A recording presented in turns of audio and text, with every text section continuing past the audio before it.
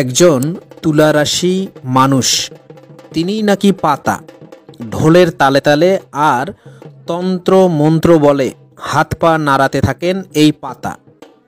এরপর বিস্তীর্ণ মাঠের চার কোনায় চারজন করে মোট 16 জন ফকির কবিরাজ মন্ত্রবাণে এই পাতাকে বশ করতে মরিয়া হয়ে ওঠে।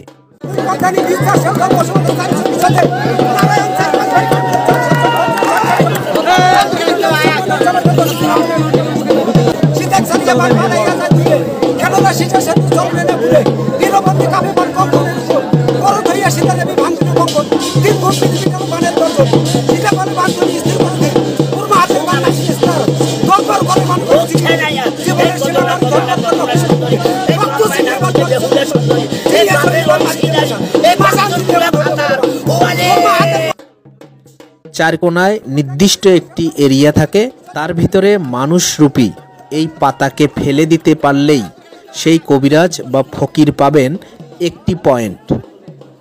এভাবে যে ফকির বা কবিরাজ সবচেয়ে বেশি পরিমাণে পাতাকে বশ করে তার সীমানায় নিয়ে গিয়ে একেবারেই বশে আনতে পারবেন, তিনিই হন এই পাতা খেলায় বিজয়ী ফকির বা কবিরাজ।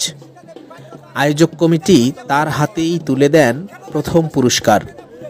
মাঠের চারপাশেই দর্শকরা এই ফকিরের মন্ত্রপাঠ আর পাতার ছুটে চলা বেশ উপভোগ করেন।